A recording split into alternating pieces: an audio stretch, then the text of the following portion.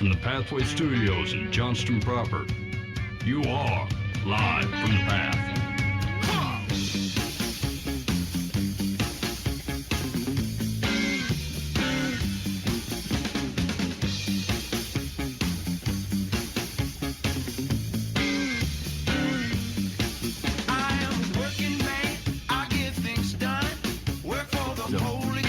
And you're listening to Live from the Path. We're coming from the Pathway Studios here in Johnston proper. Is Booba crying? He's starting a logging company. Is what I heard. He's covering his feet. I heard he's starting a logging company. We've been doing this show for over 10 years, and we still have intros where you have to mute all of us because we're sitting here having completely irrelevant conversations as you're trying to actually start a show. Yeah, that sounds right. Here's what we got going on the show tonight. Mike, what are you talking about? We're going to talk about Mike covering his feet.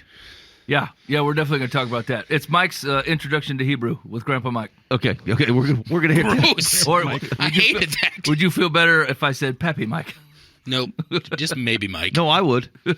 I definitely feel that. Okay. I like Pop Mike. Yeah. Say a couple stories that I want to hit. Number one, from the Christian Post, it says, skeptics demand proof after megachurch pastor claims prayer regrew woman's amputated toes. And also... I think that's fair. Isn't it? Jesus always provided proof. Yeah. And then 5 ways to distinguish between God's voice and Satan's voice from the old beliefnet.com. Oh, boy. I can't wait. And then we got some advice on I need to know. Dear Life from the Path. And Dan's got Pope style. Yeah, I was going to set it up, and it was going to be like you wouldn't even know what happened. Now you just gave it away. No, okay. It's ruined. You really covered your feet there. It's gone. It's Yeah. And Dan has Pope style. Go ahead, Dan. We always say that. Like and then always. Then you make up some weird If you tale. were the Pope, what would you say? All right. Just imagine people are on your lawn, okay? Okay, we're going to start off with, we're going to see this 5 ways to distinguish between God's voice and Satan's voice. Has this been a problem? Just to kick this off, is this something that you feel like, have you ever felt like you were being demonically misled? Spoken to by Satan? Okay, now hold on. Like before the comedy ensues. Yeah. Like, here's the thing. Is like Satan's very good at using things like God, like God would use, and then just putting a little twist in it. Right, so it doesn't end up glorifying God in any way or actually helping you at all. Yep. But it is full of virtuous sounding things. Yeah, I'd go with that. Okay. Does anybody have the belief or that this has happened to you, that you would look back and go, hey man, I think I was hearing either I'm not hearing Satan's voice, I think that might be pushing it, but like that you felt like you were being negatively spiritually influenced in some way or another? I had a professor at Bible college one time, and I forget what verse we were talking about. I forget what class it was in. I do remember that he was talking about spiritual warfare in some form or another, and his example that he gave was that it's maybe more subtle than what we would assume naturally, and so his example was when it's 2 a.m. and you get a hankering for a bologna sandwich, you head down to that fridge. Maybe that's the devil talking to you, because you're already a fatso. That's what he said. Okay. You're already a big boy. Okay, here's the thing. This is why people don't take spiritual warfare seriously. And is that the qualifications you need to be a Bible teacher at the college anymore? Satan's tempted me for my 3rd bologna sandwich. Here's what I'll tell you right now. What he said. Well, he was talking about, I think after that he followed up with something like, how he used to be a much girthier fella and had a heart attack at one point, and like, if he would have just kept down the bologna sandwich road and had another heart, he kind of cleaned up his lifestyle after that. So that he could keep preaching and teaching for many moons to come. So I think that does drive to one of the common things that I think we run into, where because you are a sinful man on your own accord, I'm not sure that it always means that the Satan or his dominions are after you. Now, obviously, you're getting a lineage of evil influence into the world that otherwise is driving you or offering the opportunity of temptations. Most of the time I heard somebody go, I think Satan's really on me today, was someone was being a real pansy cloth that week and needed to make an excuse for it. Instead of going, hey, I should have handled myself better, or like I should have taken steps to protect myself, it's like they're actively being pressed as opposed to being a wiener. Yeah, I've always thought about it this way: is like Satan and demonic forces. Like, there's a finite number of them. They're not infinite, right? And they're not omniscient or like omnipresent, right? Like Yahweh is. So like in the spiritual warfare game, it's much easier for them to like get you started on a road and just let you spin it on your own.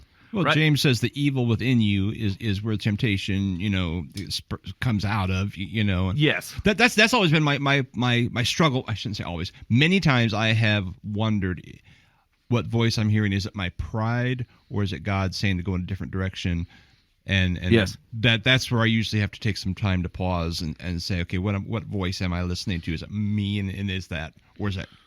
Yep. Yeah, and would it be unfair to say that the likelihood is more likely that like the opposing to what Yahweh is leading to you or what Jesus has going in your life is the already broken, not necessarily an added spiritual force? Like, I would say that does happen, but I would say it's less likely that like the car accident in a block of you was not Satan going, I'm really going to frustrate your day by making you 8 minutes late to work. Ah, ha, ha, ha. Well, right? Which you could have combated by getting up 15 minutes earlier. The great Satan has thwarted you with something silly.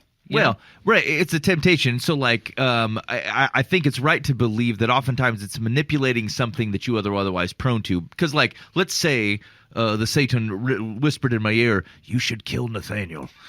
I'm not inclined to want to kill Nathaniel. And so I would just hear, if such a thing popped in my head, I would go, no, I don't know why I'm thinking that. But if I otherwise had been plotting it and had an evil desire in my heart to otherwise grab Nathaniel, put a bag over his head, and go behind the church until he suffocated and died, if someone whispered such a thing, I would think, you have a plan. I would think, I was thinking about that, actually. And now I'm well on the way, and now I got the encouragement I need. That's documented now, just a heads up. Just so we all know. Hey, red herring, man. I'm going to kill him at the come and go. Great use of a red herring. Okay. I feel super safe. Anyway, we're going to go. You want to get some hot chocolates at the come and go? All right, number 8. We're go. Casey's. Why do you have that buffalo knife? As followers of Christ, we know how important it is to have a close relationship with God and listen to what he is calling us to do. Yet, there will be times and circumstances that will move us away from God. There will also be moments when Satan's voice will overpower God's voice in our lives. I don't know about that. When these moments show up, we should avidly seek God, but it's sometimes hard to tell what voice is speaking to us. As simple as it is to call on God, sometimes we have a hard time distinguishing between God's voice and the voice of the enemy. If we want to have a solid relationship with God and walk boldly as believers, we have to know what voice is speaking to us. Here are 5 ways to distinguish between God's voice and Satan's voice. Ready? Number 1. Hold on. What verse comes to your mind after just that opener? My sheep will hear my... Yes. I'm the good shepherd. My sheep will hear my voice. Okay, yeah. Continue on. Okay. It causes panic, not calm. I mean... What? Here's the I don't think that's good advice at all. Moses was panicked? Yeah, I was going to say, that's terrible. I feel like God has dropped some things on me where I'm like, no. I don't want to do that. This scares me to death. No. Right. Yeah, I don't know about this first bit of advice. God does not call you to be calm in your circumstances. And here's the thing: it's like for calm's sake. Like there's been time he does this. He brings me out of my comfort zone all the time. Yeah. He stretches me in ways to know him better and be closer to him. And sometimes he stretches and pulls in a way that I'm like, this does cause me a little bit of worry, right? A little bit of anxiety. Yeah, I'm like, my earthly stuff is going to clash with this. God, you know this. This is making me nervous. Yeah. He's calling you to say he is your peace. Yes. You find your peace in him, not in your circumstances. I'm picturing Jesus in the Garden of Gethsemane and sweating blood. Right. He's like, no, I'm good. Right. I mean, yeah, that was not. I mean, yeah, that was right. And Bible's full of stories like that. Actually, interesting on the temptation of Jesus, it would have been easier for Jesus to say, "Yes, I accept the kingdoms of the world." Like that would be calm. The anxiousness is to battle and tussle with Satan and reject it, knowing that human suffering and death was on the other end of that. So, the quote here says, "We know from Scripture that our God is a God of peace." 2 Thessalonians 3:16 says, "Now may the Lord of peace give you peace at all times in every way. And Psalm 29:11 says, "The Lord gives strength to his people. The Lord blesses his people with peace." Now, I will tell you that oftentimes God mechanisms of which he pursues and makes peace in this world causes a slight heart attack in the hearts of his followers for having to go do the thing that God will use to seek peace. Mm-hmm. So, yeah, okay. I'm not... so far, this sounds like an article that might have been written by Satan. Yeah. So just to clear up that first point, we're not saying that God is not a God of peace. We think he definitely is. And our initial reaction is to bring our already broken into it and then hand it back over and then let God provide peace as we go through his things. Yeah, the fruit of the Spirit, one of them is peace. Yes. But there is a tension in doing kingdom work that puts you right thrust into the middle of the battle of the spiritual. Right. To be fair though, this is the sheep know my voice thing, right? Yeah. You recognize when God is talking. So I have used peace as a bellwether to know whether God is in a thing or not. Like when I've been praying about a thing and like consistently going, God, this is not. I feel no peace about this, so I'm going to try this other thing. And when I did the other thing, I felt peace about it. And so, like, continually asking God, like, I need you to bring me peace when this is you. You know, like, I found that to be true. God does interact that way with me. Yeah. Okay, number 2. It goes, this is ways in which you know that it's Satan talking and not God. 2, it goes against God's word. A telltale sign that you're listening to Satan's voice and not God's voice is if it contradicts God's word. Satan will tell you that it's okay to sin and that the sin you're committing won't damage the people around you.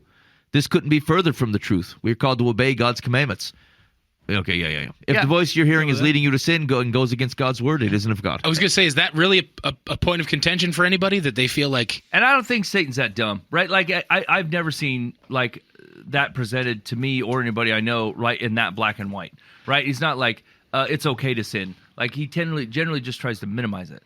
Right? It's not that bad. Like, I realize it's not 100% of what God is asking, but think about it this way, or think about all the good it could do, or the temporary this it could do.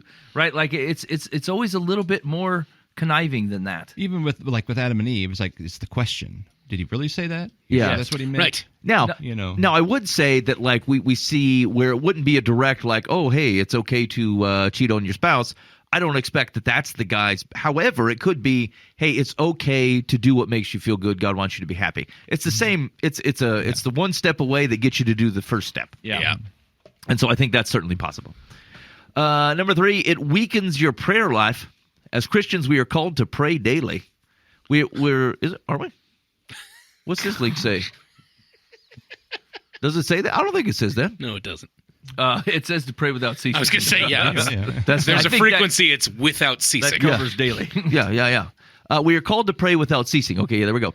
It says, do not be anxious about anything, but in everything by prayer and supplication with thanksgiving, let your requests be made known to God. Satan will spend time trying to pull you away from your time with God.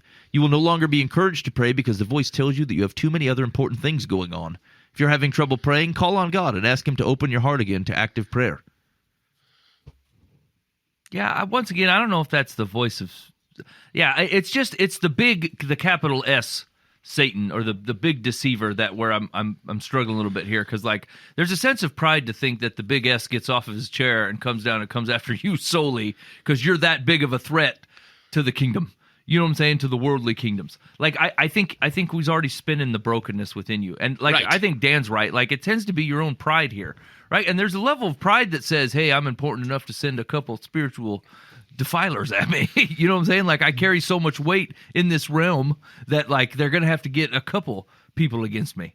Right? There's just this, you have to think really highly of yourself and the damage you're doing to the kingdoms of this world, that Satan goes, we need a guy on that guy. He's causing trouble. Yeah, I've never once been in one of these scenarios and thought to myself, am I hearing Satan's voice talking to me right now, or is this my own fear speaking to me?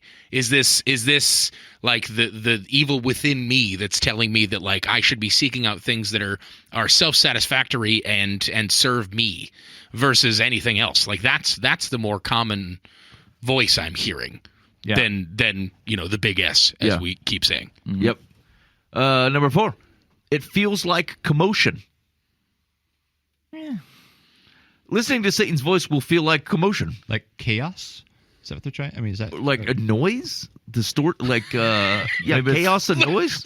All of us in this room going commotion. Choose like a different word. Come on, baby, do the locomotion. Oh yeah, maybe it's a low commotion. Yeah. Okay, that makes more sense. Come on, baby, do the. I knew there was something wrong with that song. I knew it. Satan. This is why it's imperative that we turn down the commotion occurring in our lives so we can it's already low, so we can more clearly hear God's voice. Sometimes it will feel like God is silent, but the truth is he is always present.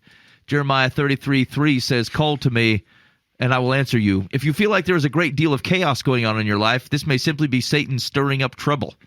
I'm not sure that's God's voice. And oftentimes we're the product, like we've created our own chaos. Yeah. Yeah. Yeah, you must tune out the enemy's commotion so you can draw closer to God. I don't know if your feelings are the best bellwether to Right. some of these things. Right. Right. And I've been just as guilty of this as everybody else. Right. But like, I don't know. In fact, there's one thing I do know is that my feelings are untrustworthy. Yeah. And I do know that. Right. And I know God is trustworthy. And so like, I felt commoded. I don't know how you say this. Like, I mean, there's not anybody in this room who hasn't felt like, hey man, things are just a bit out of bounds right now. You know, Settled. something's got to tone down. Something's got to change. It's like not something that I'm like, we've been submitting it in prayer, and God's like, yeah, there's a lot going on right now, and yeah, I'll be with you. That's what He offers, is that I will go through the commotion with you, not I will stop the commotion. That's a complete misunderstanding of what a life as a Christian looks like. All right, finally, number 5, it makes you feel worthless. One of Satan's greatest tricks is to convince you that you are worthless. Over time, you begin to become convinced that you are no longer valuable to God or anyone else. You will begin to ask yourself things like, if God loved me, why am I experiencing this? This is Satan planting seeds of doubt in your head so that you will disconnect from God. Know that this is not of God. Satan wants nothing more for you to doubt God and the value of your life. If he can trick you into thinking this, he can move you far away from God. God wants the opposite. He wants to uplift you. He wants you to know how important you are. You are not worthless. Understand that you are important and bring value to this planet. Yeah. Go ahead. I think this is right, and it is of a similar nature of the pervasiveness of sexual temptation and that kind of thing, where it is you don't move individuals, you move societies here, because like the pervasiveness of thinking lowly of ourselves, Right. in our culture. And frankly, I'd be curious to see whether there is a correlation or parallel in the two, that both are exceedingly strong right now. If you think from an American perspective, you have a very, very high number of people who are who do not feel strongly about themselves, who are doubting. And then also a very high number of people where there is a sexual dissonance between what God created and what people are seeking, or what they feel like they're seeking. And so I'm less inclined to see this as an individual thing, but more as an influence on society that causes everybody to just start doubting who they are, what their identity is, what their value is. It's shame, right? That's what it is. The better word for it is shame, right? And like you feel less than, and like they're right. Like God does not use shame. Like He will use guilt. You are guilty of things. Like that's 100% true, right? But whether that guilt stays on you or like gets to define you, that's where the shame comes in. Those are not tools of God, right? He does not do that. He will use your guilt as a way of turning you around and letting you and acknowledging who He is and coming back to what He's been offering you. But like the feeling of shame perpetuating on you, and here's the thing: if you think the way that especially the way the culture has been acting, like we look at it as, hey, you will take every sin that you've come up with and now you'll justify it. But if you think as the culture feeling the way they do right now, everybody feels full of shame. They're like a wild cat backed into a corner, right? And the only out they see is to justify the corner, is to say, yes, this is what I meant to do. And this is what I meant to feel like, and this is what I'm going to stand on, right? And so, like, if you put those two things together, then the culture makes a lot more sense right now, right? They're not just strong people living individual lives, independent and full of confidence in who they are. They're people full of shame backed into a corner and trying to find the smallest amount of sliver to hold on to, so they'll justify how they got in the corner and for living there and call it the new great. And so like all that starts to make a lot more sense when you're so rattled with shame, you'll do anything to make it stop. I think why I guess I question, like in the article, why this whole fantasy of trying to be important. It kind of says in the end there, you're important, you're special, blah, blah, blah, blah, blah. Yeah. Like, why? I does any culture before us had the need for individuals to feel important? Mm-hmm. I always go back to like the story of David and Goliath, and like the dude in the fourth tent in the seventh row, was he sitting there going, man, I just hope I get my name written down here? Yeah, right. I mean, I was here too. life. Shut up, Ted. I mean, there's two names come out of that story, out of the thousands and thousands and thousands of people there. Now, I'm not saying they weren't important, but like, why do we want to be David? Why do we want to be Goliath? Why can't we just be the dude in the tent? Right, somebody's Craig. Yeah, right. Yeah. That's why that Fox's Book of Martyrs is so cool, because you ain't heard of most of them. Just right? Yeah. And like, if you ever get a chance to check out the Fox's Book of Martyrs, it's just a collection of people that have died for the faith in the last, I don't know, a couple thousand years or whatever. And most of them you haven't even heard of. And their stories are like so awesome, but they didn't get any glamorous. Like, you don't remember them to this day. They might use them as a clever anecdote in a sermon somewhere. But like, overall, they just lived their life and died unknown, doing great things. Mm-hmm. And you're right. We don't have a thought for that, right? We have a thought to need to stand out, because that's how Western culture measures things. And that's when we started making poor choices. I came out of college and I'm going to be something. I'm going to be somebody. I tell people I'm going to be the next Billy Graham. He was the big guy back then. And I'm going to build this. I'm going to build that church. I'm going to make it be a monster. And we had these plans. Blah blah blah. And it's like, haven't done any of that. And does that mean I'm worthless? Does that mean I'm terrible? Does that mean I'm better or worse? It doesn't mean anything. It just it means I was stupid back then, honestly. Right. And until I could realize I've done what God's called me to do, and that's all I need to do. Right. That's actually, I was thinking about this. There's another podcast I was listening to. Actually, it was one of Philip Ramsey, who we had in here a few weeks back. And one of their most recent podcasts was around, he was talking about it as the grind, kind of the day-to-day life. But what it made me think about was, how often do we measure our life by some guess at what we think it should look like? Yeah. And if you're not a success until you've attained it, you may have 4 successes in your life. Because of now, it's not that the goals are bad, right? As opposed to looking at your everyday life, which is your ability to express how you go about something, the progress you make towards something, your ability to walk faithful and be kind, and all the good things that you can actually control day to day. You run the risk of looking at all those and go, they're a failure unless I do this thing that is not even possible to attain on a day-to-day basis. And so, like, you basically, what a crappy way to set your life up to go, well, as I look it out, I've got 4 major goals, which means I can feel successful 4 times. When you have the possibility to be successful daily in how you treat people, your faithfulness in your walk with God, your ability to experience a good world that God created and relationships that He desires, and just all kinds of things of which you should be able to look back at your day and go, what a success, man.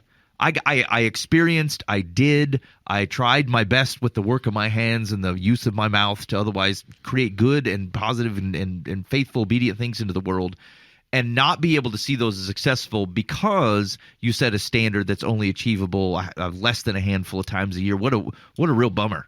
That's a real bummer. Yeah, right. How do you ever get to the point where like straight out of college, Dan goes, I'll be the next Billy Graham. You can only do that once. You know what I'm saying? Like, you can only succeed at that if you did it one time. They're like, you're the next Billy Graham. You're like, hot dog. Right. I did it. I succeeded one time. And think of, so realistically, like, that means for the next the next 10 years of your lives are implicitly a failure, because you're not going to be that. Yeah. And even if you achieved it, you achieve it for the day. And then now that goal's been met, and now what? Now you're a failure for another 10 years till you figure out the next thing to knock down. And it's like, don't hear me wrong, the goals are good. Like, it's what you're working towards. You can tell whether you're progressing towards certain things. But if that's how you're measuring what success is, your value as a human. Exactly right. Yeah, exactly right. You also, like, you have a real risk of missing God move, right? Like we get caught up in this and in the church culture a little bit with how many baptisms we do a year, how many new people came in the door, or whatever. And like you would never know if God is legit sending people to you, right? Because you were so busy pumping out the next Get People Here campaign. You know what I'm saying? Like, I'm not saying that stuff's bad, so don't overstretch the metaphor. But like there's a possibility that like with all of our effort, like you missed, you start attributing it to you and your effort through the Holy Spirit who supported me in this, right? Instead of God straight up just was sending people here anyway. Those flyers didn't make one dang bit of business. Like no one actually cared. God's just like, I'm sending people anyway. Like we there's especially in stuff we try to attain in our lives, and either, by parenting or your relationships or your close relationships with the people you're trying to talk to about Jesus, like you can let your own benchmarks get in the way of realizing that God is actually doing a thing. Like it's pretty easy to get past that if you don't stick to where you're supposed to be. Yeah, agreed. All right, that was the how can you tell the difference between God's voice and Satan's voice from the Belief Net. I always tell the kids that like Satan doesn't get that much page time, right, in the Bible, and so like we're aware of it. There is spiritual warfare. Spiritual warfare actually gets more page time than Satan himself, right? So like we're not so worried about it. We're more worried about pursuing God, pursuing the Holy Spirit, and living in grace. And that other stuff, I think that seems like his realm to me. We don't live there. Yeah, agreed. All right, you're listening to Live from the Path. So we're checking up on, this is another article on Christian Post. Skeptics demand proof after megachurch pastor claims prayer regrew woman's amputated toes. A Missouri megachurch is facing criticism and demands for evidence after reporting an alleged miracle in which a woman's amputated toes were said to have regrown after a prayer session. John Lindell, the pastor at James River Church in the Springfield area, claimed during a live stream last Wednesday that a creative miracle occurred the previous day at the Joplin campus of James River Church, where Christina Dines saw her amputated toes grow back. The church organized a week of prayer. The alleged healing occurred as guest pastors Bill Johnson and Randy Clark. Oh, of course, it's the Bethel fellas. The alleged healing occurred as pastors Bill Johnson and Randy Clark led services. Johnson is a well-known charismatic pastor at Bethel Church in Redding, California, which runs a school of supernatural ministry. Lindell said Dines, a mother of 4, had to undergo the amputation of 3 toes with her ex-husband after her ex-husband shot her 3 times in 2015. Wow. In the toe? I thought it was going to be diabetes. Okay, Wilford Brimley. It does seem like a weird connection, though. Anyway, she was in a coma for 2 months. Her best friend was shot to death in the attack. Her ex-husband was found out guilty last December for first-degree murder. Okay. He was found guilty. Yes. Okay. Her injuries included the need to have 3 toes amputated. Kelly, who serves on the prayer team, told her that the Lord wanted to grow her toes back tonight. So Kelly had her take off her shoe and anointed where each of the toes would be and began to pray. The skin began to change color. Pretty soon there was a pulse in the foot that she could feel.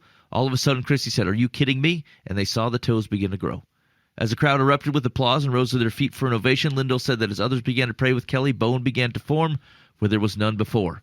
As the ladies prayed for Chrissy over the next 30 minutes, all 3 toes grew, and by that point were no longer than her pinky toe. Within an hour, nails began to grow on all the toes. Okay.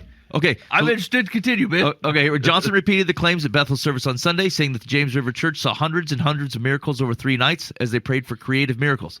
I don't know why he's talking about it that way. He discussed Dines' story, which took place at another James River campus, said it took about 30 minutes, but they saw the bone come wrapped in flesh. And by morning, the toenails, everything had formed. She got 3 brand new toes. Johnson stated that Jesus heals the inside as well as the outside, adding that the Lord once recreated a kidney for a friend who was missing a kidney, which he claims was verified by x-rays. I have friends who've seen an amputated or lost foot grow back, he continued. Okay, there's a lot more to this story, but let's get a couple of things out of the way. Possible. Yes. Sure. Absolutely. Yes, absolutely. He wants. Absolutely. Okay. All right. Yeah. So nothing about this particular story causes me to go, oh, I think it's suspicious. I don't know why they all have to happen around the Bethel guy, which then causes me to go, why is it only this man? I mean, people have the gift of healing. Let's put the Bethel dude aside for a second, but it's a gift. It's a spiritual gift, and there's gifts of healing, and so they could be concentrated around a person as long as they're this is where we start to see it as a little disingenuous, right? When it props up your personal ministry, your personal brand, or your personal name, that's where it starts to go, hey man, I don't know about this. I got to be honest, the thing that's throwing me for a loop is I just assumed if God was going to do something like that they just showed up. I don't know about this 12-hour turnaround with the slow, creepy toe growing, and then flesh shows up, and then nails show up. For some reason, I always just imagine if God was going to put a foot back, he'd be like, foot, boom. He created a whole human with his breath. I don't understand why he's going through the processes of 12 hours of growing a foot. Does that seem weird? Does it also seem weird that nobody took a video? Yeah, that's Somebody had their phone. That's what the atheist said. So there is some push. There is some pushback here. Way to go, Bubba. I'm just saying, like in any day and age, I mean, I'm not trying to say that I would need to prove a situation for God, but if I literally saw someone having bones growing back out, I'd be like, sensational, yes. isn't it? Now, Yeah, hold I on. don't- But Jesus said a lot of that stuff said the same thing. He's like, you're only going to get the sign of Jonah, right? Like, you're only going to get, right? If I told you, it wouldn't change Now, the way They that you didn't take have it in. cell phones. You didn't have faith, you don't have faith. But how many times did Jesus also heal somebody and then go show? Right. Yeah. He said, go hide it. Don't show nobody. And That loudmouth knowing that it was going to happen. That's a limited circumstance. Most of the time, he's like, Yeah, people go are reveal this to the priest. Go show Right. the priest. And they're the other people who are healed, like the guy. Think of the guy who gets healed up at the Beautiful Gate, right? He's up jumping around. Like people Right. are seeing this and attesting it, and not only just the people who were there, right? But like you could go out and you could see it. The people ran into other people. In fact, who was it that? The miracle of the lady at the well. But wasn't there another dude who he gets healed, and it was around the same time there was a question of whether it was his family's fault or something. Yeah. So He was blind and dumb, or maybe. right, other people saw this thing. It was very clear. Yeah. And so people have asked for evidence from this thing. Like, just show us a picture of her toes before and after. I mean, this seems really Yeah, straightforward, right? it does seem straightforward. Yeah, and so it said that there was a guy. Where is it at? It's scrolling too far past. Oh yeah, here we go. As Dines has not provided any photographic evidence to support the claim, a Springfield man who identifies as a Christian, launched a website, showmethetoes.com, asking anyone with evidence to share it. The amount of money that person might have had to pay for that domain. Okay, so he's up here. And he quotes Luke 17:14, go and show yourselves to the priests. That's what he said. Okay. Showmethetoes.com. Look at this. I like this thing. I like showmethetoes.com, actually. Don't say that on radio. He said, I'm 100% against faith healers. If it happened, they should be able to present proof. The man who remained anonymous told the Daily Beast they exploited her. On his Friendly Atheist blog, Hermit Mehta wrote, don't bother looking for video of the forming toes. No one decided to break out their phones to document this medical miracle. We're just supposed to take her word for it. He added, for a church that clearly has a state-of-the-art video production team, it's baffling that no one seems to have captured any of this on film, nor are there any doctors who can attest to what her toes looked like last week versus this week. And he says, for many reasons, I'm not about to believe the unnamed doctor who apparently examined those toes. Now, he does respond to this critique. In a later sermon, Lindell said he was not interested in responding to the skeptics and is more worried about protecting Dines, who has had a lot of trauma in her life. People are saying if it's genuine, then why aren't you doing anything with it to publicize it? So let me ask, before he provides the answer, would you? If you were in that same situation, you're the pastor, you were there, you saw the thing happen, and you were part of the prayer team, you told everybody about it, and they're like, look, I don't believe it. Would you want to show the proof? Yes. Here's the thing. I don't know if I Bubba, would. what parts of your life have you shared to God's glory and your shame?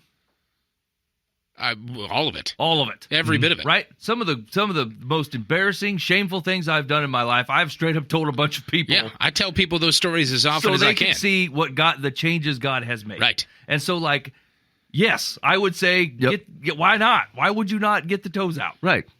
I think I wouldn't, but I would encourage her to. if Right, she wanted yes, to. right. Yeah. Yeah, that's the conversation here, is whether it's the pastor's responsibility to Yeah, certainly. Right. Yeah. Certainly. But it's not like her name isn't all over this already. Yeah, There's he no used her last anonymity. name. Yeah, they didn't say an unnamed person that we're not willing to talk She about. gave an interview. Right, exactly. Yeah, that's what I'm saying, is there's no anonymity that they're protecting here. Yeah.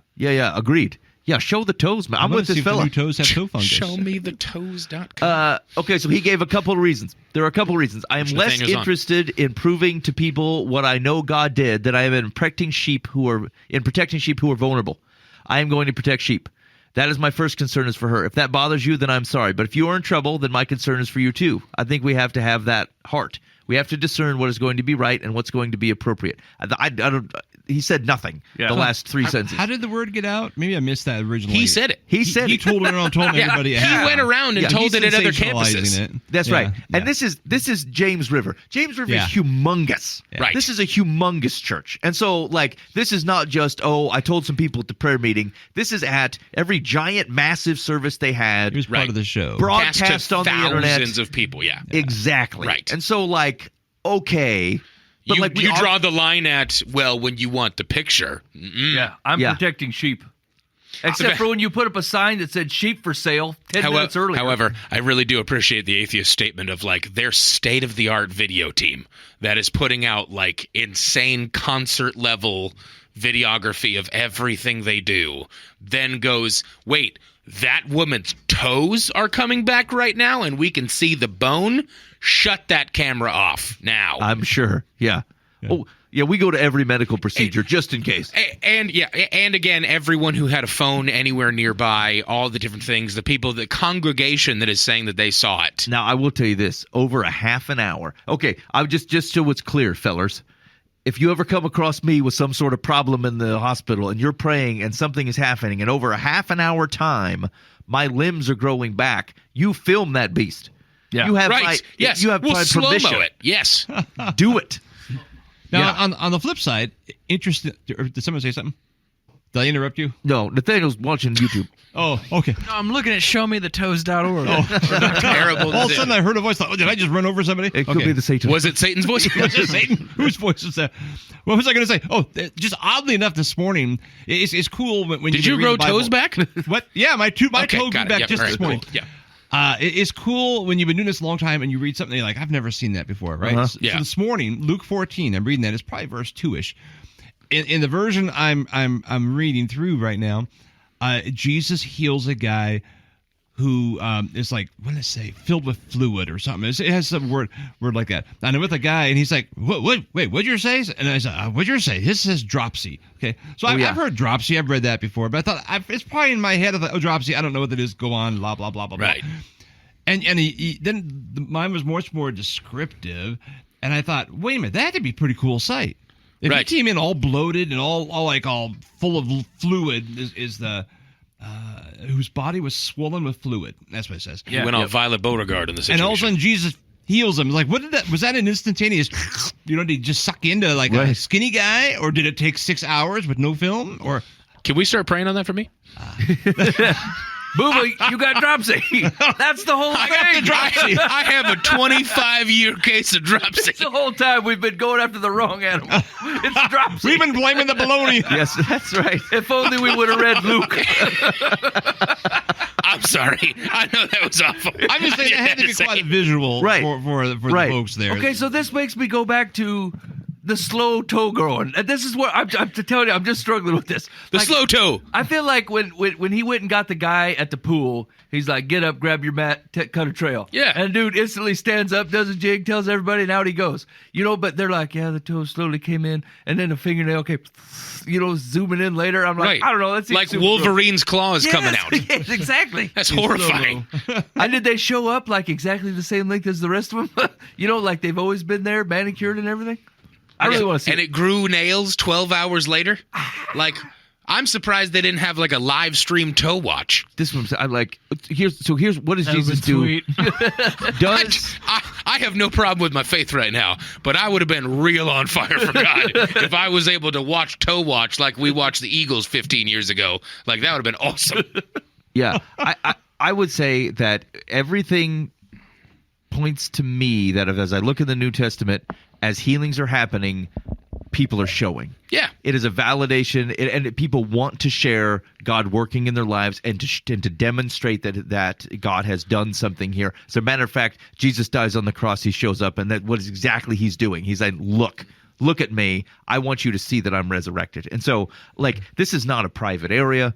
This is not particularly controversial, and they know that this is a barrier for somebody. Right. Not because sometimes it's not because I don't think God can do it, but I think you're a manipulative turd. And I think you're Right. lying to me.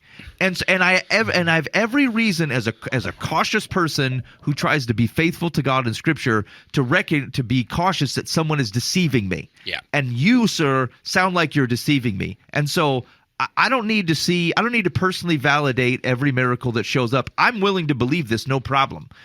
But now this sniffs dicey to me. I know this happens. I have every confidence that it happens. Right. But like what you're doing here is hiding for no particular reason. It does not expose her anymore. It doesn't show anything that she shouldn't. She's already told the stories. Like it's not justified. Now I agreed with Dan. She has to do it. She has to want to do it. But like I just don't. If someone said, if you were willing to show your toe, a picture of your toe before and after a miracle, 100 people who had doubts about even this whole ministry would go, you know what? Now I believe it. Not only that the miracle happened, but the gospel that they were telling me, now the two matchy. Right. Now I can believe them both. If someone said one person would come to know and love Jesus, you show your before and after toe, I'd like freaking do it right now. Yeah. And so I don't like it. I don't like it. You think she had pictures that were blown off toe? No, but there's X-rays. Yeah, guess. I bet there would have been evidence for it Yeah, as part of the murder trial. Yeah, they had to do some. Yeah, right, exactly. Yeah. Part of the murder trial, X-rays before surgery because Yep. they had to close the wounds up, stuff like that. Yep. Checkups that had to happen within the doctor's office that she could have asked for access from because it's her medical records, all kinds of stuff. I mean, Yeah. I'd take a picture of my toes if they were. I wouldn't show them to people, but I'd be like, "Yeah, go look at this." Right, exactly. Totally. Like I've had some rough wounds in my life. If I'm being real, being a diabetic, you kind of got to be careful about all your wounds. That's probably the best way to put it. So like I take evidence of everything that happens to me, whether it's like a small cat scratch all the way up to like something that put me in the hospital for a couple days. Yeah. I've got a whole album that's just locked away. That's Just like says Dropsy. Yeah. Day 1024. got some. I got day 3000 of bloat. But like, yeah, no, you have evidence of that kind of stuff. On the showmethetoes.com, Gosh. under the call for proof tab, Yeah. there's 3 sections. It's 1, if you attended the Week of Power. 2, if you are Chrissy. And 3 is if you attended and were disturbed by what you saw. I mean, it would freak me out. There's no way if I'm sitting there I don't pull my phone out. I'm just being real Well, and honest about also, it. like, Yeah, go back yeah. to our earlier article, right? Like, would it bring panic to you? Yes. Absolutely. I'm watching a foot regrow. I'd be a Over little on 12 fire. hours. I'd be like, oh, man, I feel commotion. There's commotion going on. This lady's Wolverining right now. There's no way I'm not taking a photo for the X-Men Chronicles. Of course, Yeah. 12 hours. Maybe that's why no one pulled out their phone. They're like, "Oh, nothing happened." And also, don't take Tomorrow this the it wrong way, happened. But don't you think you'd get a little bored of it after about 8 hours? You'd be like, No! Are you kidding me? I would stay up all night and watch. I would just be like, hey, man, God's got this. These toes look like they're Tell making me when good it's progress. I would say God's got this. I want to see it. I'm going to bed. You already saw most of it. I mean, it's just a toe. Here's the deal. I want to see no toe to 100% toe. And From I want to start be to there for finish. the whole How deal. would you? I mean, you think there was a ding? How would you know it's done? Yeah. It's a microwave. Because an hour before, you'd be like, that looks about right. Yeah, And then you're like, no, it's still going. If you anointed the toe and then went, the Lord wants to grow these toes back right now, and you're praying, and if you set your weird kitchen timer for, I bet this will happen in about 14 and a half hours. I've healed toes before. They take a bit.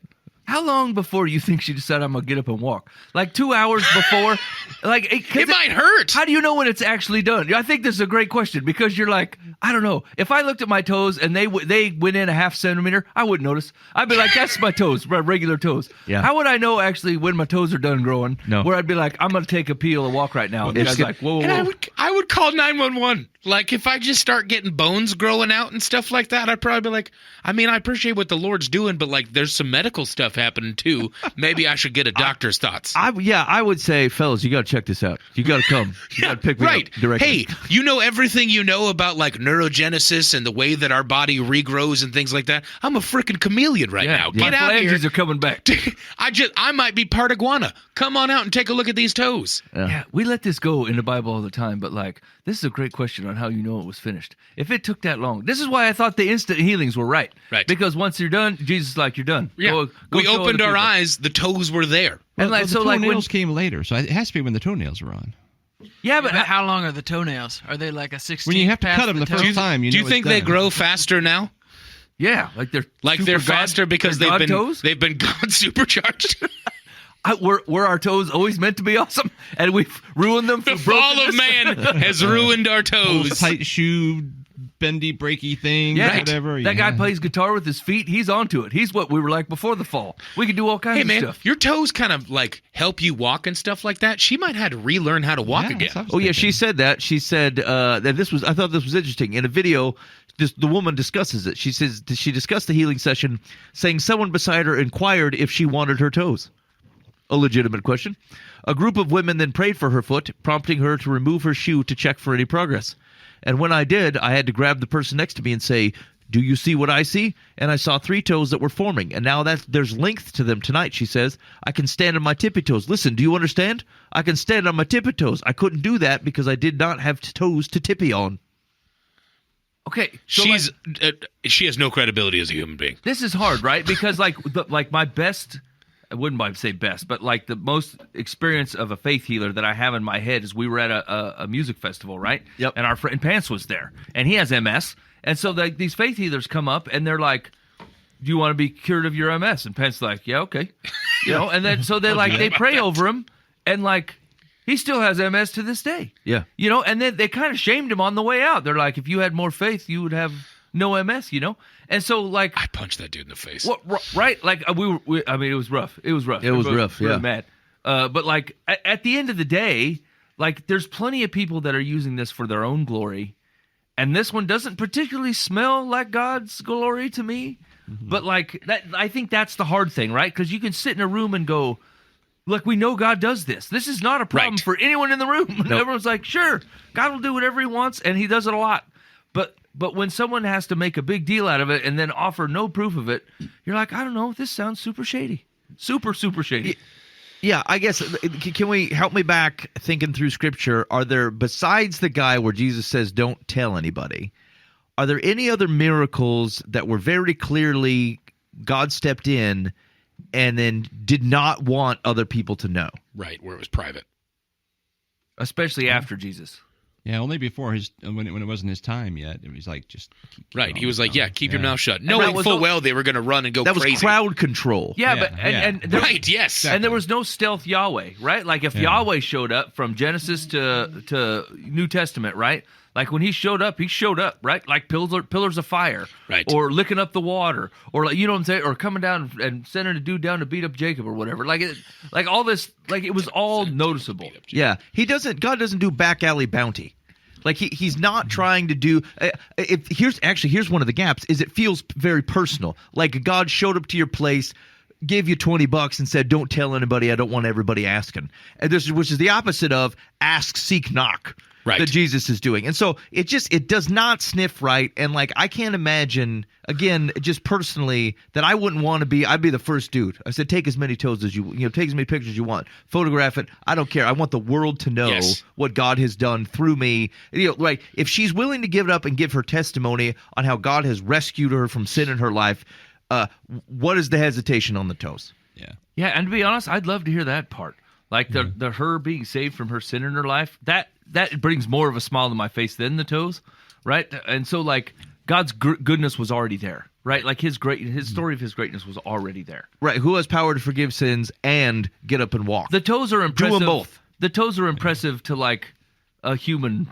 Well, but like God's not like, yeah, those toes were tough. Well, right. I had to put a lot of work into that. The toes were tough. The toes took me 12 hours. Just like the miracles, just like the physical nature of the miracles in Jesus' time, the toes are valid. They're validating the thing that you think, and it's a reaffirmation that like God created physical bodies. He works through physical bodies. Right. He rescues people in physical bodies. We are not just disembodied souls. And so like I don't get this. This is irritating me more and more. Yeah. The math doesn't work. Created the universe in 6 days. Took half a day for 3 toes. Yeah. And in that half a day, no one could find the camera. Right. Ever. God's just focusing on. And you think it's done yet? No, you gotta wait. It's got a couple more hours to go. Are we there yet? You have 2.5 toes. Stop. Yeah, hold the prayers back. I'm busy. I'm trying to regenerate some toes here. Calm down. There's a lady in Burbank. She needs 3 toes. And he could regenerate toes while you're up walking about, right? You know what I'm saying? Like these are human barriers. Yeah. Now, that said, as God does miracles, like it's an affirmation, and it's for humans, right? It solves the thing, but he also tends to be witnesses to things, and just like you pray on it, it's not like you necessarily had to move God's hand. You're praying on it, now you get to see him work. And so, like, is there a notion of God decides to solve something or do miracles in a particular way because it is also hitting humans in a particular way? Because similarly, and I know I've said this a ton of times, right? But like, Jesus, we say Jesus had to die on the cross, but God is totally able to solve the rescue problem any other way he wanted to. It now makes sense the way he's done it, but like he could have just shouted it down. He goes, yeah, you're all rescued. You got to believe in me, right? But there's a reason. There's a physical Jesus that walks the earth, the physical Jesus that rescues, that sacrifices, that forgives. It's frankly, we understand the character of God and how we're supposed to be based upon those things. It matters that he came physically. And so is it possible that God extends a miracle for 30 minutes to regrow toe for reasons that he finds valuable? Yeah. Yes. It's not that he couldn't do it. Just like, actually, as we think about it, the world was created in 7 days or 6 days. Like, why? Could he not have just snapped a finger and had it created? Of course he could have. There's something about the pattern of creation that is not simply, this is how I know that it's not a textbook. It's not a science book, because God has no reason to just not create the world all at once. If all he wanted to do was, I want you to know I created it, that's why I wrote the first part of the book. It cannot be the purpose. Otherwise, there's no reason to delay. He's not hindered by the amount of days it took, right? So it has to be a bigger, deeper story than what we often are looking for out of it. So I'm open to the fact that it took 30 minutes just because he wanted it to. You're listening to Live from the Past. 12 hours seems okay. aggressive. I'm gonna tell you this. So Buva and I were at we were in what state were we in? Virginia. Okay, just by Washington D.C. We go to this business architecture conference. There's some lame things going on at this conference now. Some of it was really helpful. Some of it was just really boring. I bailed, to be honest with you. There was one of the things, it was like hedging risk at FedEx, and I said, this just looks terrible. I'm going to go take a nap. I told Boovie he could take a nap, but he felt compelled to stay there and hold the fort down. Anyway, we go to dinner one night at this joint called Not Your Average Joe's over by the hotel. And we sit down, and this dude, the waiter, comes over, and this dude is tatted up. And he's working on a full sleeve. I know that because he said that. And this real champion over here, Buvas, just starts chatting him up about tattoos. He's going to show off his tattoos. He's going to ask the man about his tattoos and his tattoo ideas. We were there for an hour and 15 minutes. This man talked about his tattoos and nipples and body for about 50 of those minutes, maybe 55. And I was trying to give Buva the death glare, because I'm like, you keep talking to this man, and he keeps thinking he's in a friendly environment. We need to communicate to him through rudeness that this is not a friendly environment. I couldn't do it. And I do not want to. He's like, you know what I was thinking? I was thinking about getting a tattoo of an astronaut planting the flag on my left nipple. And then there would be some sort of like dotted line, like Calvin and Hobbes or whatever, going around his other nipple. And I look, and I don't with a spaceship. Hey, this man is who he is, okay? Buva is to blame for this problem because he's chatted this man up and asked him questions and like said things like, "Oh yeah, that's awesome." I may have said 4 or 5 times after he had left and come back, I hate who I am. Yeah, it wasn't enough though. I mean, this personality came out 4 times in this conversation. I didn't change my ways. Now, okay, and so the story. There's 2 other elements of the story. We're trying to get out of there, and the guy goes, "Hey, you guys leave any room for dessert?" Now, we probably didn't need dessert. However, it was on the company dime, and so I said, "Yeah, I'm interested." And so he goes, "Do you trust me?" What a weird thing to say, right? Buva goes, "Yeah." I sure did. Trusted him with my life. Freaking nipple. Okay, I'm sorry, I forgot to tell you. One of these tattoos was he's going to the tattoo parlor. He doesn't know what to get. And so he calls his mom. And he says, "Mom, what should I get for a tattoo? I'm going to the tattoo parlor." His mom says, "Make sure you get something that effing means something. Like tattoos should mean something. So get something that's okay." So he goes to the tattoo parlor and he gets the words, "This tattoo effing means something, dash mom." Mom. A mom quote. On his thigh. Oh, this guy, classic. Okay, so anyway, so Buva hears that story and he goes, "Yeah, we trust you." And except for Buva did the right thing. He tried to get out of there. He says, "Can we take this to go?" The guy goes, "No, can't do it." Can't do it. And so should we stay? Now he looked at me. Now this is the only part of the conversation I'm interested in, right? Is I'm interested in going, yeah, let's have this dessert. I don't care about any of the other things that happened. I wanted the dessert. So I said, yeah, let's do it. We're going to stay here. We got to do it. You think to yourself, have to stay here? And like a cool surprise from Tat Waiter. What could this be? I thought like a creme brulee, like something that gets on fire. Yeah. Right? Something because I can't be on fire in the parking lot, right? Yeah. So I thought he's gonna come out with this thing on fire. It's gonna be epic. It's close. He comes out with a molten lava cake like you would get from the Applebee's or with like, one scoop of vanilla ice cream. yeah, or like a microwave bundt cake from Little Debbie at your house. No. And yeah, with one scoop of ice cream. And so that was his big, hey, do you trust me surprise, right? You can't eat this away from here. You got to have it here. Yeah. Yeah. I've never felt such contempt for myself and another human being in the same moment. Like I hated both of us at that moment. And so we go to leave, right? And he goes, hey, thanks for chatting me up. And Bova says something like, if we're ever back in this part of the country where we'll see, he's like, well, okay, wow, where are you guys from? And he goes, well, from Iowa. And you should have seen this guy. Eyes like wide open, tattoo aghast. And he moves in a little bit closer and he's like, you're from what part of Iowa?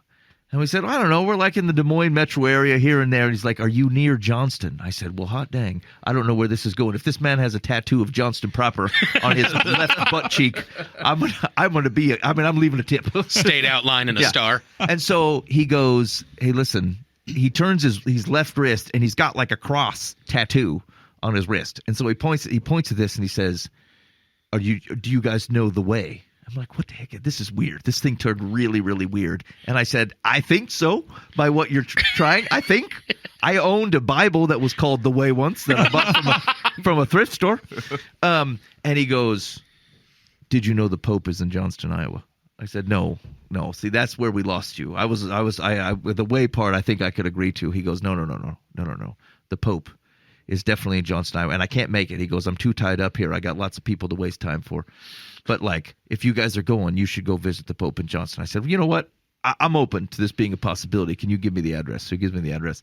And Boova and I come back into town, and Boova was in trouble. He didn't clean the cat litter before he left, so I had to drop him off back at home. Rough. And so, but I went over, and I'll be doggone, I follow this from the GPS, and it's Dan's house. Somehow, the rumor has gotten out that Dan Hudson is the Pope, and it's made its all the way to Reston, Virginia, to this man at the Not Your Average Joe's. And so we go to Dan's house, and I say, Dan, I mean, you'll never heard. I told him the story. He was particularly interested in that nipple thing, and I had to get him away from it because we had things to sort out. Because he started talking about ideas he had for a tattoo, and I said, focus, Pope Dan. Anyway. Now, by that time, there's a whole crowd of people that are gathering, and they believe that Dan Hudson is the Pope. And so there's only one way out of this, is like if people mistake you for the Pope, you have to give them a Pope-style advice. You got to go out like the Pope would on the veranda, and you got to say something where they think, oh, well, the Pope spoke to me, so then they would disperse. And so it had to be something that's like relevant to your life, because you can't just take something rando. People got to feel it, like the Pope would. And so Dan goes, yes, I can handle that. So Dan, what did you tell him? Dan, what did you say? What did I say? Wow. So I have the honor, the privilege of having a job in life where I'm in the middle of a lot of people helping people, right? Yep. And I often have ideas, and I share with people, hey, here's a way we can help. I work with an orphanage in Africa, and we're raising money for that. We have a refugee family from Afghanistan that we're feeding for a year, so people are bringing groceries, and then I get to go take them to this family's house. And so the other day, happened to be, it's been a winter and snowy and stuff. It happened to be a beautiful day, and I'm driving down the road. I had some. Okay, goes back a step. On Sunday morning, someone says, can I come to your house? I got something I'd like to share with you. I'm like, well, sure. And they come over that afternoon, and they hand me 2 envelopes, and there's $9,100 cash in it. Oh, my. And they said, we want this to go to the orphanage. And I'm like, yeah, blown away. It's like, that's like, okay. Yep. well, why don't you just give it through the church? Well, we just want to do it with the orphanage. I said, okay, so I'll get like a cashier's check or something and send it and put it in your name, though. Okay. Also, that day I get all the groceries, and so on Monday I head to the bank. I get the cashier's check. We go through this conversation there. I go to an Afghan grocery store and pick up a bunch of groceries, and so I got my truck is filled with groceries for an Afghan family. $9,100 in a cashier's check. In my little middle compartment in the truck, it's got like gift cards for homeless people, right? So all these things like we're doing for other people, right?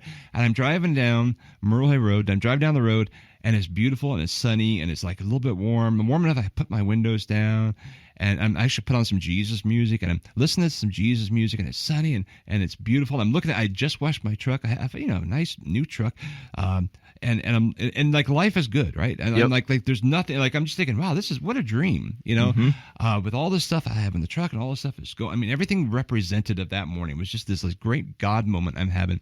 And I'm driving down the road, and I look over to the left, and there in the median is a dude with a sign, like I need food. Somebody help me out. And like I'm literally loaded with over $10,000 worth of help for other people, and my immediate thought was, oh crap, I got to help them. Okay. And it was like guilt. I drove on because I was like in the process of driving, and I had this moment of guilt. I'm like, oh man, I should turn around, I should do something. I literally have something I can do, and in this moment of shame that I was feeling, like, oh, you loser, like, can't believe you're not doing this. There was just also this calming presence of the Holy Spirit. This, you know what, you're doing enough right now. You've done what I've called. I've called you for that Afghan family. I've called you for that orphanage. I haven't called you for that guy. Yeah. And it was very comforting to hear, like, whoa, that was not what I would expect. Right. I was thinking I should really turn around and go. And my whole point is sometimes you just got to pause. We can shame ourselves into a lot of things and guilt ourselves into things that maybe that whole conversation we had was a Satan's voice or God's voice. We can do things that maybe God didn't intend for us. Maybe someone else behind me was supposed to help them. Maybe that guy really didn't need help. I don't know the story, but there was a definite presence of the Holy Spirit that said, you know what, just go on. And my advice to the people in my yard is to say, you know what, whether it's shame or whether it's overzeal, whatever it is that's motivating you to do things, take a step back, allow the Holy Spirit to speak to you, and really seek God's voice in things, because He is alive and He's active and He has a plan. And you can be a part of it. Yeah, I think that's super important, because otherwise we run the risk of turning God's work in our life as another human measure. Yeah. And it's so funny. We've been talking about this recently. It was in Matthew 6. God is talking about basically you're not to be posturing for humans, and so you're with your almsgiving and with your fasting and with your prayer is like you're doing it for God. If you posture for humans, that you're going to get that, but that's your only reward. And then it moves into listening to basically the criticism of others. And it's interesting because in the same way that you are not supposed to hyper-focus on what the human praise, you also are not to be investing in human criticism in the same manner. Neither of those, both of those things give human and human standards and human levels and human expectations a way of driving your life, when otherwise we're talking about the bigger thing here. We're talking about trusting God with those types of things. And so like people who would criticize you as an example of what type of clothes you're wearing, like that outside perspective on you, is you're free to ignore it because it's not God's thing. And so just as you don't pine for their praise, you don't invest in their criticism. And so the risk becomes, here's some good things that I think God wants me to do, and the shame becomes, well, if I had to tell the story and someone goes, dude, did you pass up a homeless guy today? And I would say, well, yeah. Is there a shame related to that? Or even your own human expectation of what it looks like to please God, where Dan's Pope style advice is, I mean, it's God's work. Shouldn't we kind of let God direct it? Well, even Jesus didn't heal everybody. Right. Before going to the cross, he said, I've completed all that the Father has asked me to do. There were a lot of hungry people. There were a lot of blind people, a lot of deaf people, a lot of people that needed help. Yes. When he left. Yes. And it's like, we're not called to do everything, but we're called to do what he's called us to do. Yes. Yes. And so, and I think it comes down to, they're both ands. I think you don't have to have God like visibly get in front of your face or yell in your ear to go, you should help people. Like you should look at the Holy Spirit as the possible constraint here, not the I don't do anything unless I get pushed. Because like if we're waiting for the Holy Spirit to speak, the scriptures, the Holy Spirit has already spoken, right? That's what the scriptures are. And so if we know that we're supposed to clothe the naked and feed the hungry and share good news to the nations, then you should be doing that. Like the Holy Spirit already spoke.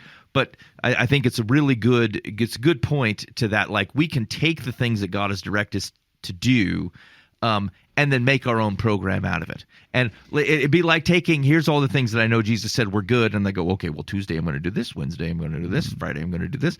And then now I'm just serving my own schedule. I'm serving my own understanding of what righteousness looks like, as opposed to saying the same God who called me to these things actually cares daily about it. And so shouldn't I be giving God room to speak and guide? And that's the relationship issue, as opposed to just submitting the tasks up to God.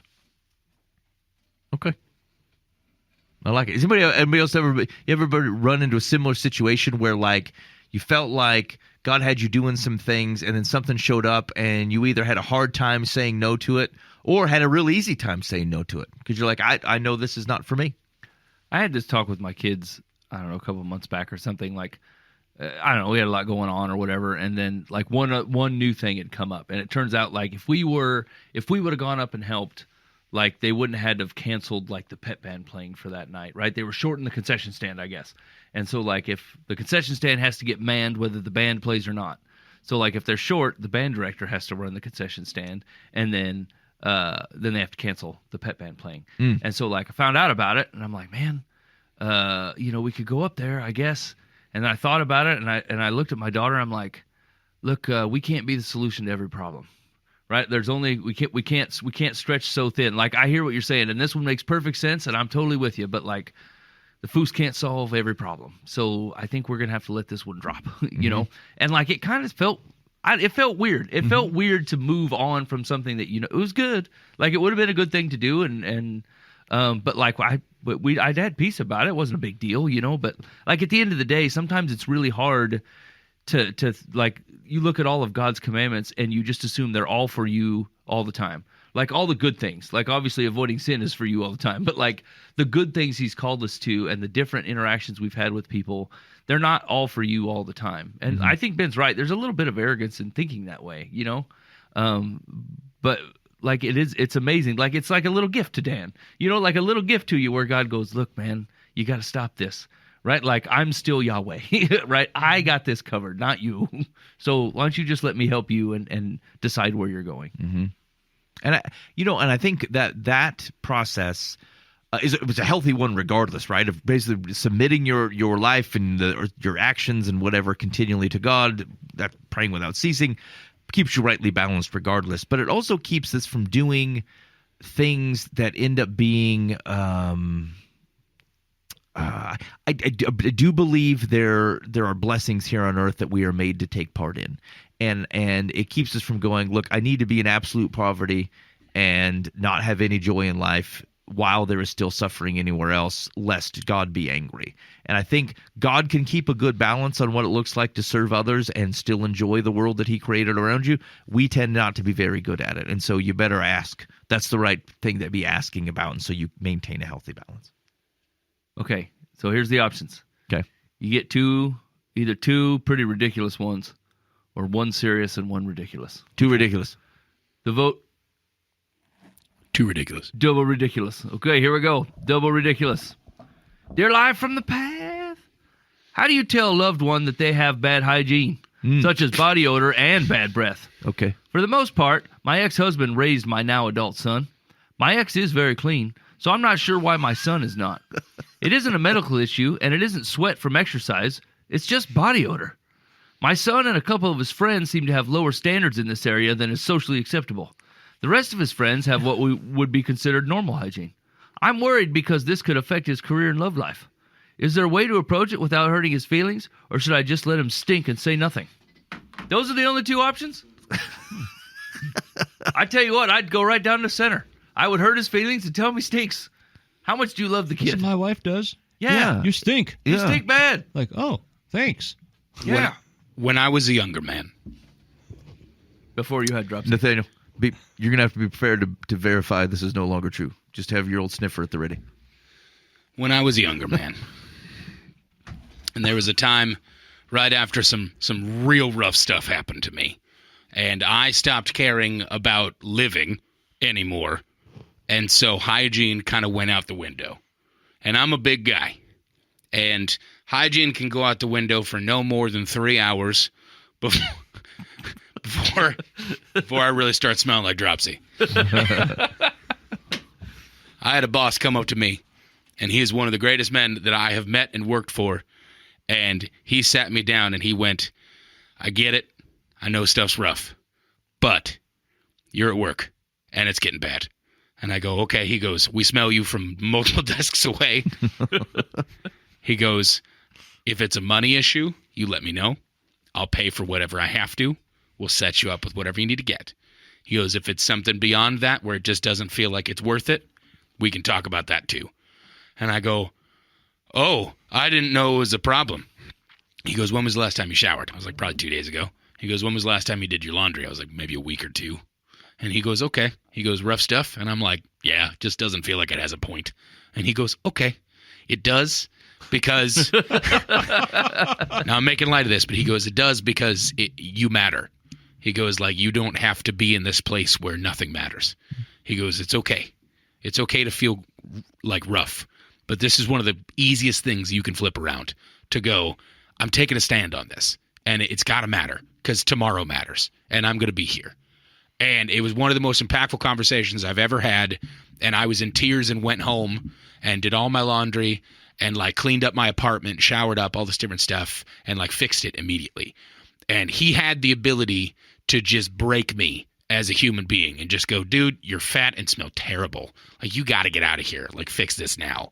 But he went, there's probably some rough stuff going behind this. So, like, the non-funny answer to the ridiculous funniness is there's a chance that there's something behind it, and it's okay to ask if you're close enough. And if you're mom and dad, it's okay to have that conversation. Maybe dad better to have that conversation, to be honest, just dad to son kind of deal.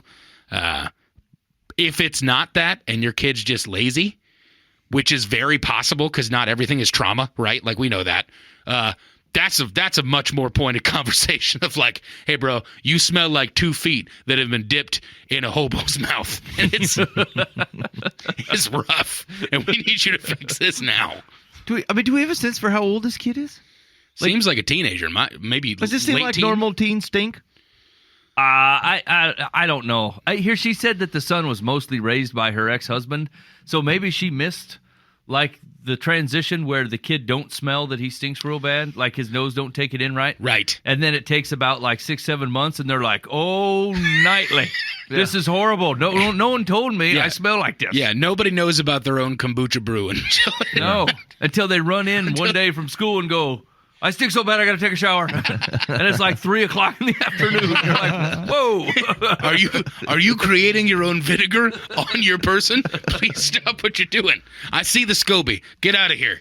Here's the thing. It only wraps up into a slightly bigger conversation because this is going to sound bad. But like I am so worried that we are raising an entire generation of soft people. Yeah. Like people that have zero grit or like zero ability to take in anything that might possibly hurt your feelings. Like, there are things that should affect you. And, like, you want to call everything hurt your feelings. But sometimes they're just realizations, right? They're revelatos. Someone has said, hey, man, you smell like the hobo feet or whatever. And you're like, well, dang.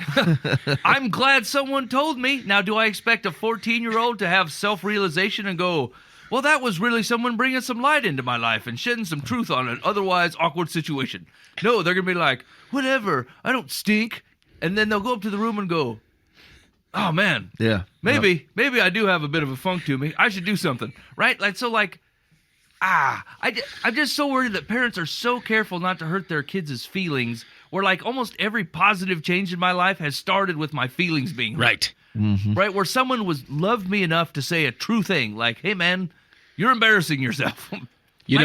Like I had this conversation about with some kids or whatever. They're like, "Hey, I want to do this act at the thing or at school or whatever," and I'm like, "Listen, you're not good at it."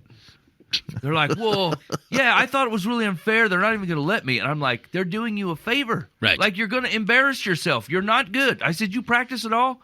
"No, I'm pretty good." I'm like, "Ugh. Okay, you didn't practice and you wanted to show up and embarrass yourself. You should feel lucky that you have people that love you enough to say, "No, you're not going to do this." This is why American Idol has outtakes. That's exactly right. I remember watching American Idol and they've sending their kid up in there and they're total like warbling and stuff, and you're like, who are your parents? Right? Why don't you just say, "Look, John, you're terrible, dude. You got to drop this, or we got to get you some lessons." Like, we're not saying you're a bad human being, but you are a horrible singer.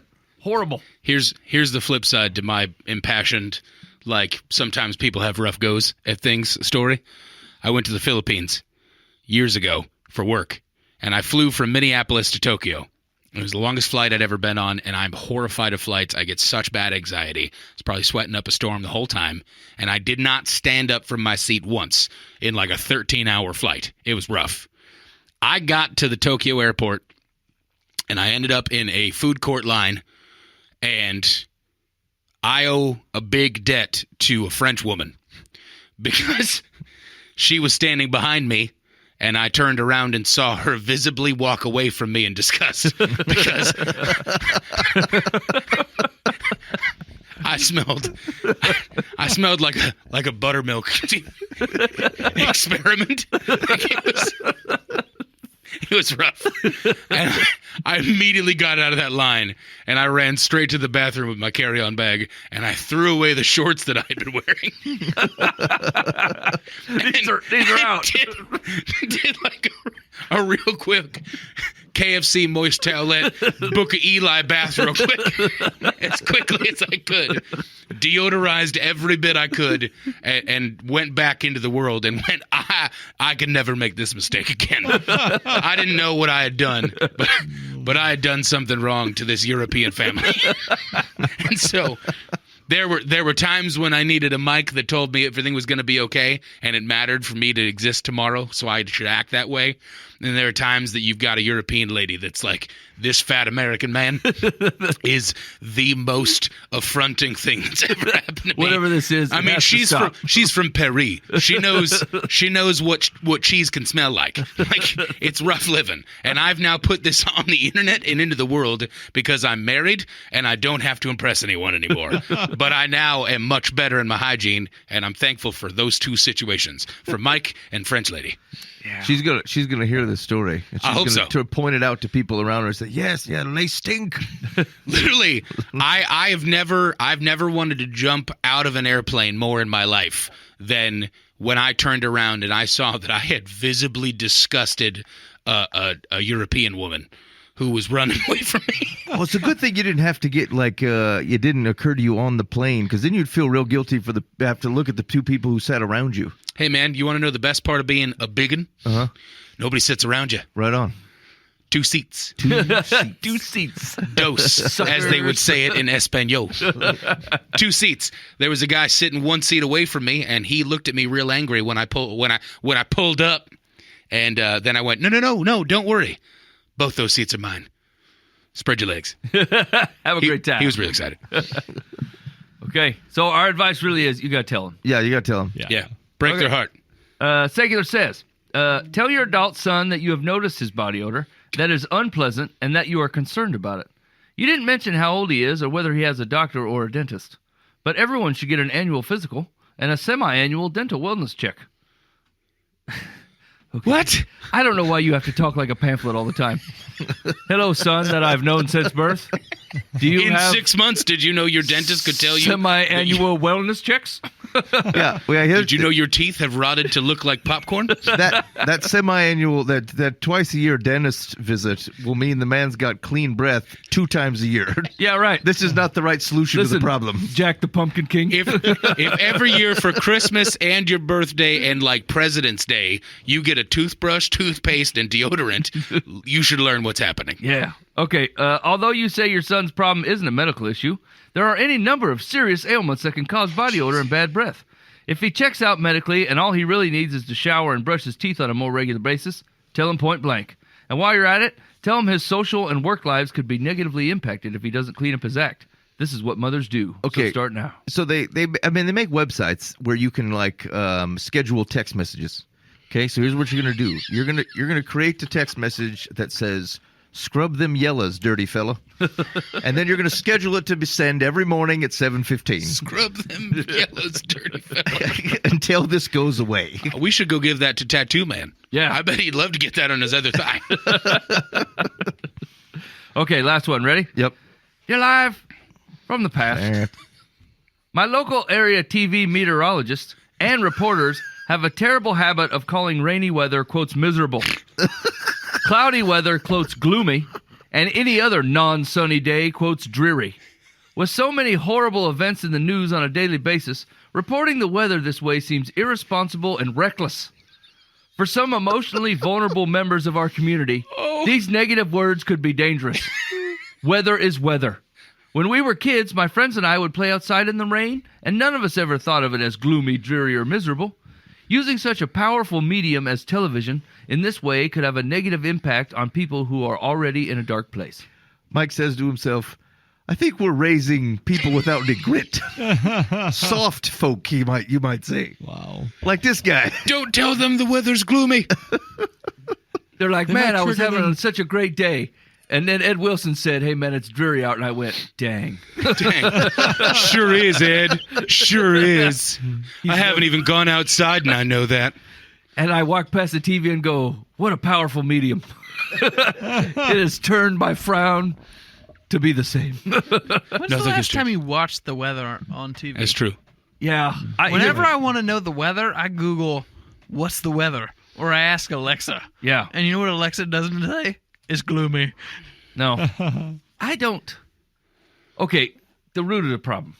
The root of the problem is like, are we going to tell the news who's just trying to help? They're like, if someone said, let's say they didn't want to say, hey, it's raining and chilly out. They'd be like, hey, man, it's kind of gloomy out there. I'd be like, all right, well, that sets the tone. I know it's pretty gray skied and it's probably drizzling a little bit. No problem, right? I'm ready for the day. Right, and instead of taking this descriptive tone and adding its negative connotation to it, that is the meteorologist is just simply trying to convey in a quicker fashion, here's what you can expect. Right, they don't stop at, it's been gloomy, and then move on. Yeah. They go, ooh, it's a bit of a gloomy one out there. It looks like we're going to have a 38% chance of precipitation, blah, blah, blah. It's like, yeah, thanks, cool, I'm going to move on. Yeah, this is not the root of the problem. The root of the problem is this person's inability to allow people to play her like a fiddle. People who don't even want to play the fiddle. You know what I'm saying? And so, like, I can't play let's say I turn on the TV and they say, I love the rain. I think it's great. And the meteorologist goes, hey, it's raining outside. And I go, well, I loved that, but hot damn, now I really hate it and I'm disappointed. Like, they do not have the permission to tell me what I think about it. It's not even remotely a possibility that I would change what I think because the guy on TV described the rain as gloomy. It's raining and you should be upset. Right. Nor is the meteorologist on TV advocating for such a thing. And so you're allowing people to play you like a fiddle who don't even want to play the fiddle. That's the root problem. You're imagining a mustache twisting. That's not happening. Mm-hmm. Right? Snidely whiplash on the weather. That's right. Instead of just someone delivering a thing, you're assuming that they're in the background going, well, this ought to keep the emotionally vulnerable down. And the sheeple will listen. And like, if let's say the thing that you thought was happening was actually happening, like this added to someone, it is not the relevant part. If your day of which if you got a set of rough circumstances of which you add this on and you go, oh great, it's just in a long line of such and such, I will tell you that is of no consequence whether it was there or not. The person was this is not the tipper. This is not the thing the straw that breaks the camel's back. It may just be a magnifying glass or something on someone who's already feeling that way, but it's not causing harm. Yeah, it's not true. And how would you feel if they shined it the other way? They're like, look, it's raining, it's sleeting, it's slightly below freezing, and instead of going, it's going to be a miserable drive out there, you're like, should be the best drive of your life. I'd pedal to the metal. Yeah, I mean, I'd tear it up all the way to the gas station. Yeah, what like the person who's susceptible to this would have the opposite reaction. Would go like, the meteorologist is feeding me these lies. Everybody knows this is full of disaster and woe. Yeah, you promised me it was going to be glorious. Yeah, and now it's raining. Empathize. Yeah. I don't know if there's anything we can do to help you, friend. Like, you need to change the way you're looking at life. The meteorologist's job is not to pander to whatever thing that you think, because like everybody feels differently about it. You feel just as strongly on one side, and the other guy's over there is like, I love it when they tell me it's gloomy. At least I know the deal, right? And so like he's going to complain. And I don't know. I don't know what to say. I think this person is the person that gets affected by this, and they're not worried about other people. I think they're just sick of hearing gloominess. Okay, so this is the tail wagging the dog, right? Like, this is the complete explanation of raising people with no grit. Because instead of going, man, I feel like I'm adversely affected by the words they're using on the weather, I bet it's them. They're to blame for this. Instead of going, I might be seeing the world a little bit one-sided. I might be taking this in wrong. Maybe it's me who's wrong. And instead you immediately go, who's done screwing the world up? The meteorologists. How dare they? It's not my fault they took in the world incorrectly. What a ridiculous thought process. Like, I don't know how you could walk through every day feeling so justified in your life. And I was just talking to my wife about this the other day. We were talking about something that's fairly important, actually. And she's like, you think we should say something, blah, blah, blah. And I'm like, woman, I've been wrong so many times in my life that, like, I have to sit on a thing for like 3-4 days. Because, like, I'm so used to being incorrect that I will go, oh, man, I should probably wait. Because by about 3 or 4 days in, I'm like, okay, now I understand. I was wrong, it turns out. And so, like, now we're going to go this different route. But, like, it's a dose of humility that you're like, no, I'm taking this in wrong. Yep. I was going to act poorly. I'm glad I sat on this. But this is not their thought. There's not one thought in their head that goes, this could be me. They're like, it's got to be everybody else. Everybody else is to blame for this. Yeah. Right, no other advice. What's secular got to say? Okay, secular says, thank you for speaking up. But you are addressing your comments to the wrong person. They should be directed to the manager of your local station. Yes. Call the supervisor. We had agreed with them for 3 seconds. While some weather forecasters may speak off the cuff, others usually read from scripts. Oh, a little behind the scenes from secular. Have you ever heard of a teleprompter? So, whoever is preparing the weather forecaster's monologue may be advised to use different adjectives. Yeah, the evil is in that magic box. Yeah, it's not the smiley teeth. It's the guy writing the blurb. That's the dude to blame. Come on, Chet, you betcha. Tell him it's going to be miserable. Nefarious Lothario in the back of the newsroom is like, it's all gloomy. It's all death. Seriously, like Wario's working there. Yeah. Gloomy. Just wants the meteorologist to be like, yeah, it's going to be gloomy out there. It's hevel. It's all hevel. It's all hevel. Everything is smoke. It's vapor. It means nothing. Feel the fog. Here's what you're going to do. You're going to pray for whatever poor station manager is going to get this phone call this week. Poor guy. Right. That guy's trying to raise a wife and kids. He's trying to contribute positively to the world, keep good classic news on the air. And some lady's calling him like, I don't like the gloomy words. I just can't imagine, right? These dudes have been up all night following changing stuff in Iran, threats from China, all kinds of civil unrest. And then whatever's like, hey, man, you got to stop using gloomy when describing rain. I mean, do you also spit on the grave of Burt Bacharach? Like, what are your problems in the world? You've been listening to Live from the Past. When you fall in love. Last week, speaking of news, Yeah. last week I was sitting at lunch and lunch break in the cafeteria at work, and there was a news story on about this dude had been captured and held hostage for 6 years, Uh-huh. and he was finally getting out. They didn't pay a ransom. He was from the U.S. and he was captured when he went over to Africa. Yeah. And they're letting him go. They just gave up on him. I guess so.